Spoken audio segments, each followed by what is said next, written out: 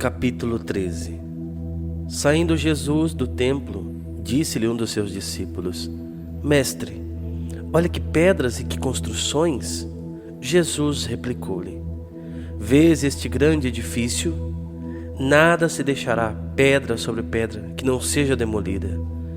E estando sentado no Monte das Oliveiras, defronte do templo, perguntaram-lhe à parte Pedro, Tiago, João e André: Dize-nos, quando hão de suceder estas coisas? E por que sinal se saberá que tudo isso se vai realizar? Jesus pôs-se então a dizer-lhes: Cuidai que ninguém vos engane. Muitos virão em meu nome dizendo: Sou eu, e seduzirão a muitos. Quando ouvirdes falar de guerras e de rumores de guerra, não temais, porque é necessário que essas coisas aconteçam, mas não será ainda o fim. Irão levantar-se nação contra nação, e reino contra reino, e haverá terremotos em diversos lugares, e fome. Isto será o princípio das dores. Cuidai de vós mesmos. Sereis arrastados diante dos tribunais e açoitados nas sinagogas, e comparecereis diante dos governadores e reis por minha causa, para dar testemunho de mim diante deles. Mas primeiro é necessário que o evangelho seja pregado a todas as nações. Quando vos levarem para vos entregar, não premediteis no que haveis de dizer, mas dizei o que vos for inspirado naquela hora, porque não sois vós que falais, mas sim o Espírito Santo. O irmão entregará à morte o irmão, e o pai o filho, e os filhos irão insurgir-se contra os pais e lhes darão a morte. E sereis odiados por todos por causa de meu nome, mas o que perseverar até o fim será salvo. Quando virdes a abominação da desolação no lugar onde não deve estar, o leitor entenda. Então os que estiverem na Judéia fujam para os montes. O que estiver sobre o terraço não desça, nem entre em casa para dela levar alguma coisa. E o que se achar no campo não volte a buscar o seu manto. Ai das mulheres que naqueles dias estiverem grávidas e amamentando. Rogai para que isso não aconteça no inverno, porque naqueles dias haverá tribulações tais, como não as houve desde o princípio do mundo, que Deus criou até agora, nem haverá jamais. Se o Senhor não abreviasse aqueles dias, ninguém se salvaria, mas Ele os abreviou em atenção aos eleitos que escolheu. E se então alguém vos disser: Eis aqui está o Cristo, ou ei-lo acolá, não creais, porque se levantarão falsos cristos e falsos profetas, que farão sinais e portentos para seduzir, se possível for, até os escolhidos. Ficai de sobreaviso, eis que vos preveni de tudo. Naqueles dias, depois dessa tribulação, o sol se escurecerá, a lua não dará o seu resplendor. Cairão os astros do céu e as forças que estão no céu serão abaladas. Então verão o Filho do Homem voltar sobre as nuvens com grande poder e glória. Ele enviará os anjos e reunirá os seus escolhidos dos quatro ventos, desde a extremidade da terra até a extremidade do céu. Compreendei por uma comparação tirada da figueira. Quando os seus ramos vão ficando tenros e brotam as folhas, sabeis que está perto o verão. Assim, também, quando virdes acontecerem essas coisas, sabei que o Filho do Homem está próximo às portas. Em verdade vos digo, não passará esta geração sem que tudo isto aconteça. Passarão o céu e a terra, mas as minhas palavras não passarão. A respeito, porém, daquele dia ou daquela hora, ninguém o sabe, nem os anjos do céu, nem mesmo o Filho, mas somente o Pai. Ficai de sobreaviso, vigiai, porque não sabeis quando será o tempo. Será como um homem que, partindo em viagem, deixa sua casa e delega sua autoridade aos seus servos, indicando o trabalho de cada um, e manda ao porteiro que vigie. Vigiai, pois, visto que não sabeis quando o Senhor da casa voltará, se à tarde, se à meia-noite, se ao cantar do galo, se pela manhã, para que vindo de repente não vos encontre dormindo. O que vos digo, digo a todos: vigiai.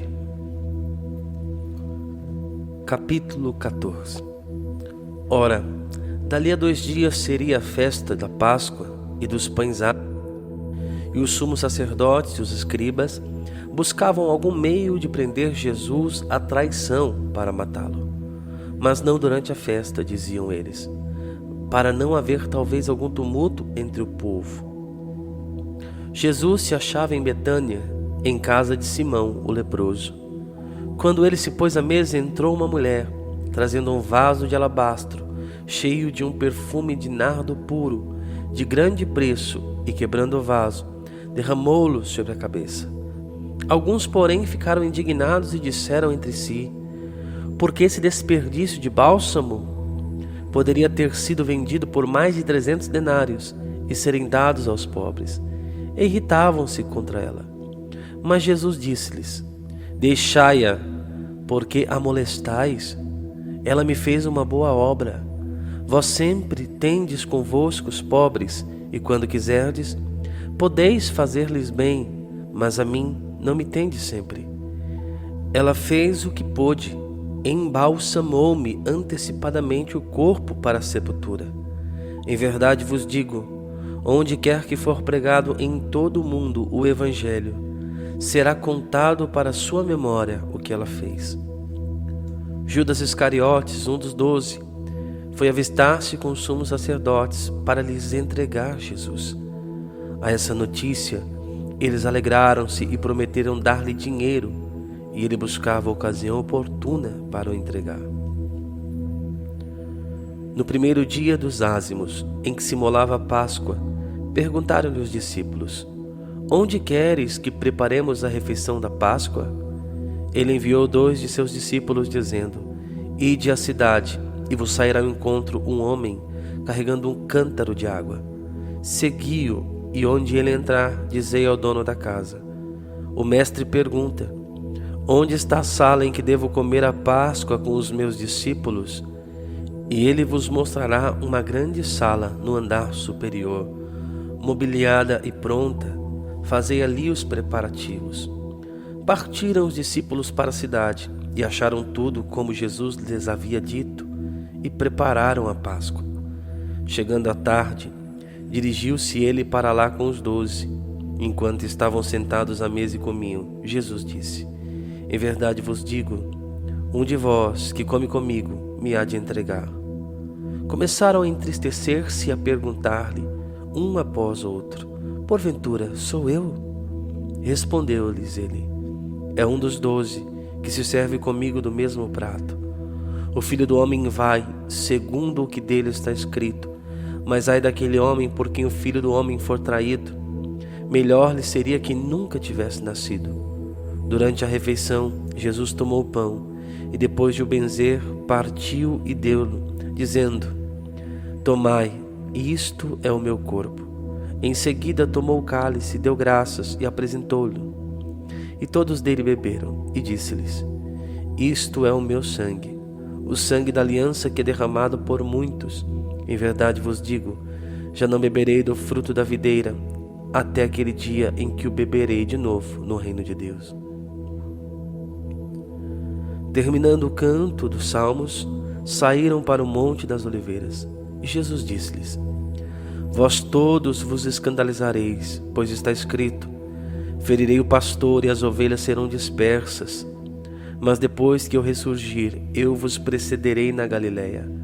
Entretanto, Pedro lhe respondeu: ainda que todos se escandalizem de ti, eu porém nunca. Jesus disse-lhe: em verdade te digo, hoje, nesta mesma noite, antes que o galo cante 2 vezes, 3 vezes me terás negado. Mas Pedro repetia com maior ardor: ainda que seja preciso morrer contigo, não te negarei. E todos disseram o mesmo.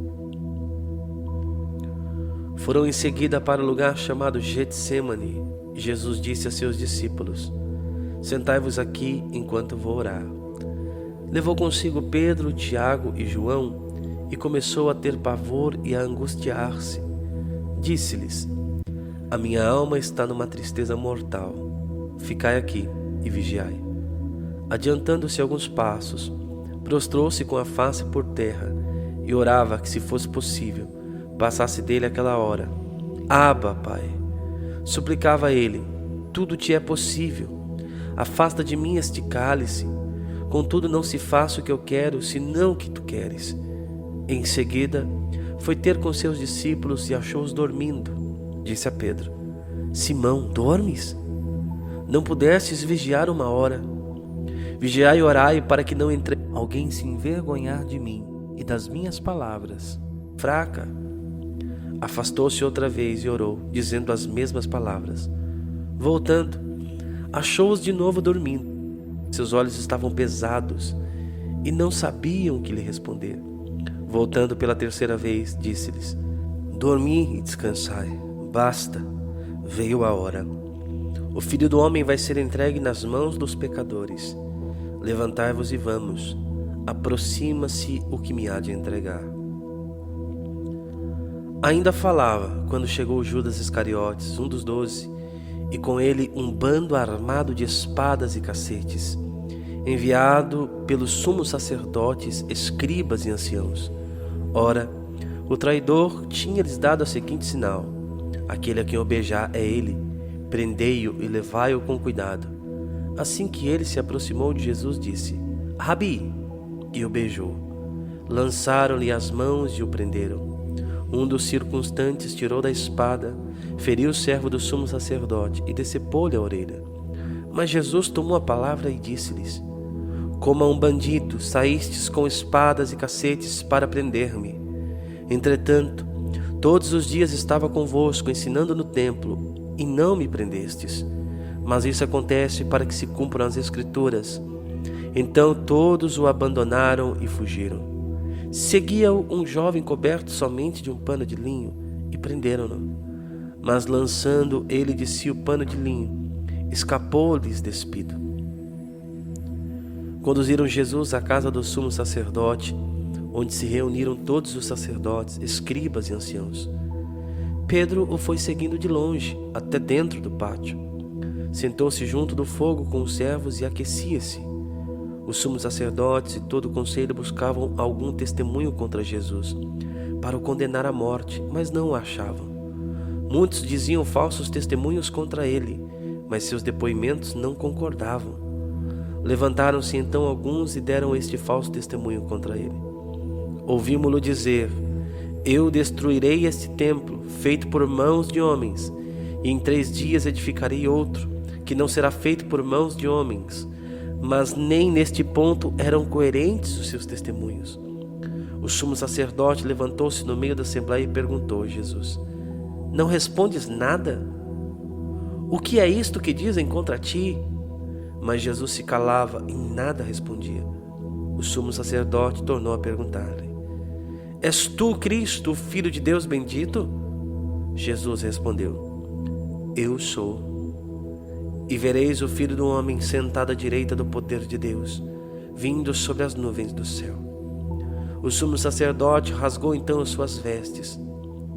Para que desejamos ainda testemunhas? Exclamou ele. Ouvistes a blasfêmia? Que vos parece? E unanimemente o julgaram merecedor de morte. Alguns começaram a cuspir nele, a tapar-lhe o rosto, a dar-lhe socos e a dizer-lhe: Adivinha? Os servos igualmente davam-lhe bofetadas. Estando Pedro embaixo no pátio, veio uma das criadas do sumo sacerdote. Ela fixou os olhos em Pedro, que se aquecia, e disse: Também tu estavas com Jesus de Nazaré. Ele negou: Não sei, nem compreendo o que dizes.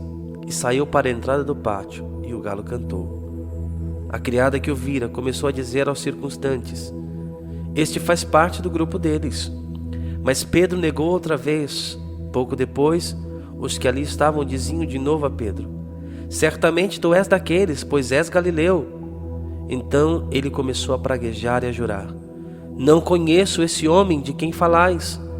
E imediatamente cantou o galo pela segunda vez. Pedro lembrou-se da palavra que Jesus lhe havia dito: Antes que o galo cante 2 vezes, 3 vezes me negarás. Lembrando-se disso, rompeu em soluços. Capítulo 15. Logo pela manhã se reuniram os sumos sacerdotes com os anciãos, os escribas e com todo o conselho. E tendo amarrado Jesus, levaram-no e entregaram-no a Pilatos. Este lhe perguntou: És tu o rei dos judeus? Ele lhe respondeu: Sim. Os sumos sacerdotes acusavam-no de muitas coisas. Pilatos perguntou-lhe outra vez: Nada respondes? Vede quantos delitos te acusam. Mas Jesus nada mais respondeu, de modo que Pilatos ficou admirado. Ora, costumava ele soltar-lhes em cada festa qualquer dos presos que pedissem. Havia na prisão um chamado Barrabás, que fora preso com seus cúmplices, o qual, na sedição, perpetrara um homicídio. O povo que tinha subido começou a pedir-lhe aquilo que sempre lhes costumava conceder. Pilatos respondeu-lhes: Quereis que vos solte o rei dos judeus? Porque sabia que os sumos sacerdotes o haviam entregue por inveja.